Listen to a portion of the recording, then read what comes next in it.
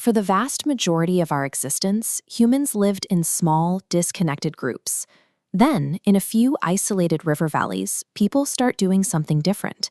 They trap the annual floods, plant seeds in the silt, and settle down to build the world's first permanent cities. This stability allowed for organization on a scale we'd never seen.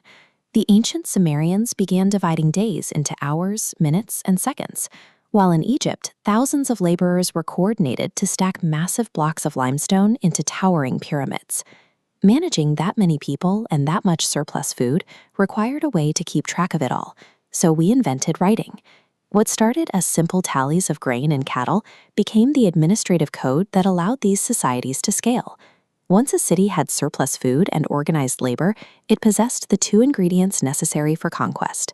Sargon of Akkad realized he could use these tools to do more than just farm.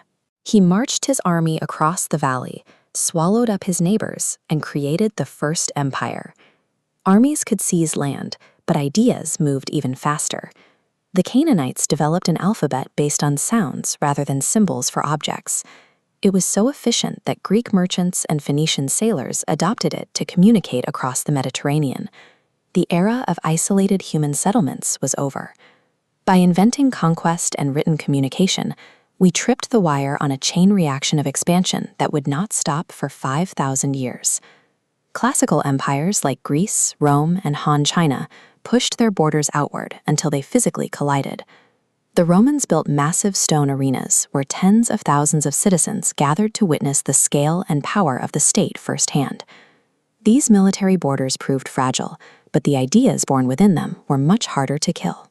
While Roman legions marched, the teachings of Socrates in Greece, Buddhism in India, and a new religion called Christianity were spreading quietly through the population.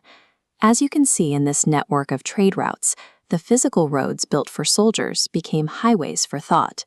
Merchants and travelers carried these religious beliefs far beyond the reach of the empires that originally birthed them. Eventually, a large army wasn't enough to keep an empire stable. To hold millions of diverse people together across vast distances, rulers realized they needed a shared ideological belief system to act as a social glue. This need for unity drove massive shifts in the Middle Ages. Muhammad united the warring Arab clans under Islam, and within decades they established an empire that bridged Europe and Asia, linking two halves of the world that had been drifting apart. Then, a new force emerged from the north.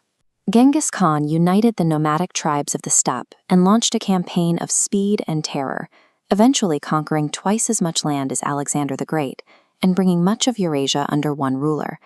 The Mongol expansion cleared the path for a unified Silk Road, allowing goods and travelers to flow freely across the continent. However, that same connectivity allowed the Black Death to travel from Asia to Europe, killing at least a third of the population. Through immense violence and disruption, the Mongols forced the creation of a truly interconnected Eurasian economic network. The map had effectively shrunk. Surviving the plague sparked a renewed interest in the exchange of ideas. Johannes Gutenberg introduced the printing press with movable type, which allowed information to circulate without the control of the Church, fueling the Protestant Reformation. At the same time, European powers wanted access to Asian spice markets, but found the overland routes blocked. Columbus sailed west to find a shortcut, accidentally landing in the Americas. This discovery created a compounding economic cycle.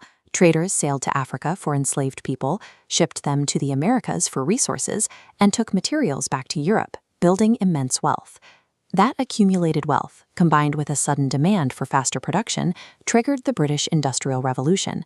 They built coal-fired engines that could produce textiles and iron faster than human labor ever could. A single factory could now consume more raw materials in a day than 1,000 artisans could in a year. To keep those steam engines running, nations began looking past their own borders to secure a permanent global supply of coal, cotton, and consumers. By the 19th century, industrialized nations were locked in a cycle of expansion to feed factories. But because every power was expanding at once, the world quickly ran out of unclaimed territory. This map of Africa shows how the competition for resources reached a breaking point. European powers sat at a table and divided the entire continent among themselves, using straight, geometric lines that completely ignored the ancient civilizations already living there. This expansion happened everywhere simultaneously. The United States used its navy to force open Japanese markets, while across Eurasia, the Russian Tsars stretched their imperial reach all the way to the Pacific coast. At the peak of this race was Britain. Under Queen Victoria, the British Empire became the largest in history, controlling territories and trade networks on every single continent. The 5,000-year process of filling the map was complete. There was no longer any direction to expand that wouldn't lead to a direct collision with another industrial empire. Communication technology then eliminated the buffer of distance. With the telegraph, a king in London could send orders to a colony in India and receive a reply in minutes, effectively shrinking the globe to zero. Meanwhile, the same factories that built trains were now building weapons on an industrial scale. Nations launched massive steel battleships and stocked arsenals that made the stakes of imperial competition deadlier than ever before. In the middle of this tension, the Ottoman Empire began to crumble. It created a power vacuum in a world where every other nation was looking for a reason to seize more territory. What started as localized conquests in isolated ancient river valleys had grown into a single, massive interlocking system. Every nation's economy and military was now tightly wound together, creating immense friction as they competed for the same limited space. All the pieces were in place. This unprecedented, pressurized interconnectedness meant that a single local conflict would now drag the entire species into the catastrophic world wars of the 20th century.